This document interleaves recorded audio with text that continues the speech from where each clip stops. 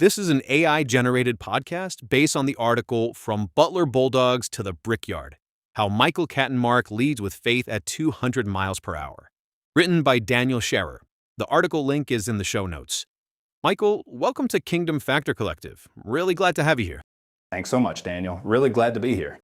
So you're the VP of Marketing at Indianapolis Motor Speedway, the world's largest single-day sporting event, 350,000 fans on race day. That's a remarkable place to land. But the path there is pretty interesting. You spent nearly 20 years at Butler University before making the jump. Can you just walk me through how that transition happened?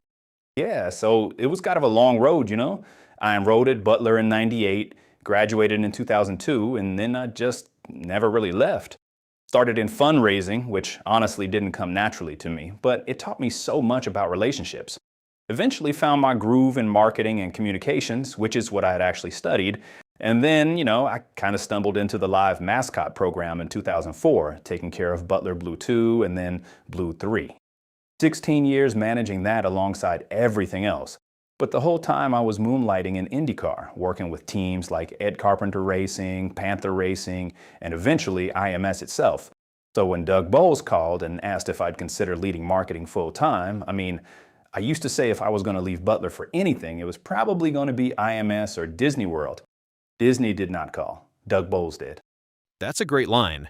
But here's what I really want to get into, because I think this is where it gets honest. You arrived at IMS with all this enthusiasm, and then you started to doubt yourself, like you questioned whether God could actually use you there? Yeah, and I look back on it and I think, awfully immature and naive of me, right? At Butler, the mission was so visible: education, young lives being shaped. But selling race tickets, I thought, what am I doing here? And God finally just had to hit me over the head with a 2x4 and say, I've got you right where I want you. You're not just selling race tickets, you're selling race tickets to the world's largest sporting event inside the world's largest sporting venue. You think I can't use you there? And it reoriented everything for me.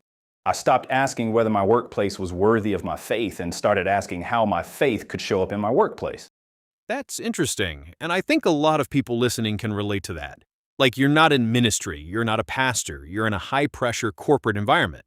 So practically, what did that look like? How does faith actually show up for you day-to-day at IMS? For me, it comes down to how I lead. I like to lead through servanthood, serving my team, my colleagues, showing up for them in a way that I hope shines a light on something bigger, my faith in Jesus Christ. I'd rather show them than tell them, but I'm always happy to tell them. Does that make sense? And look, the Indianapolis 500 is not a low-pressure environment. May is 15-hour days, global media attention, hundreds of thousands of fans. The stakes are enormous.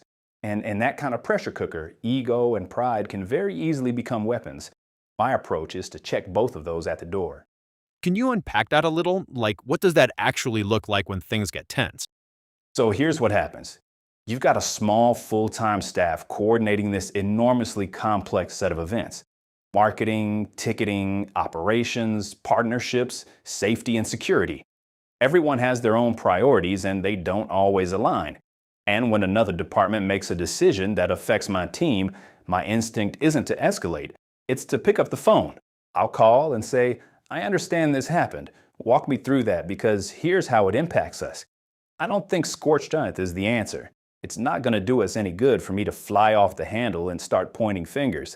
And if I can model that for my team, then they understand we're not going to behave like that here.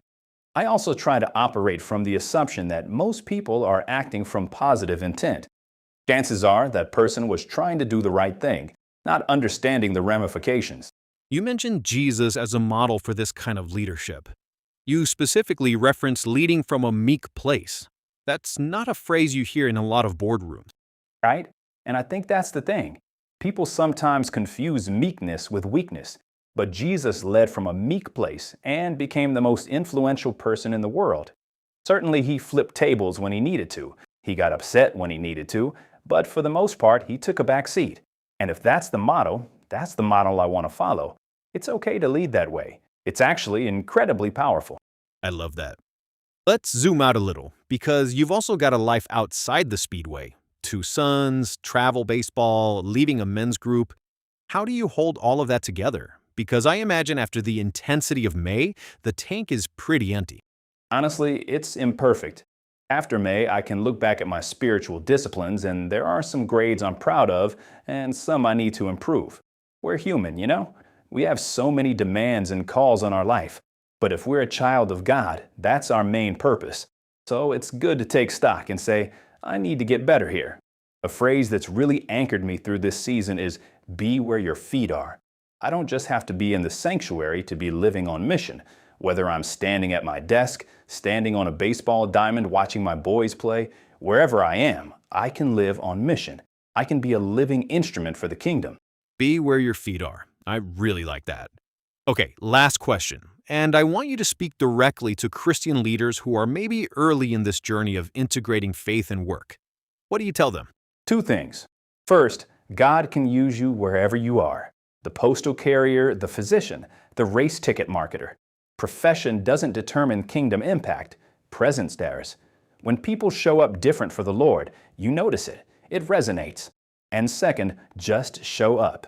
Lead with servant-heartedness, empathy, compassion. Let people see something in you that makes them curious about what drives you, and then be ready to tell them. Because when you see somebody respond because of how you showed up, you're witness to them. It's almost like a drug. You can almost hear the heavens rejoicing, and that feels good. You do it once, and you want to keep doing it. So show up for the kingdom and leave the rest to Him. Get out of the way and let God use you. It's that simple. You don't have to overcomplicate it. Michael, this has been a really great conversation. I think that last line alone is worth the whole episode. Get out of the way and let God use you. For everyone listening, the full article is linked in the show notes. Michael, thanks so much for your time. Thank you, Daniel. Really appreciate it.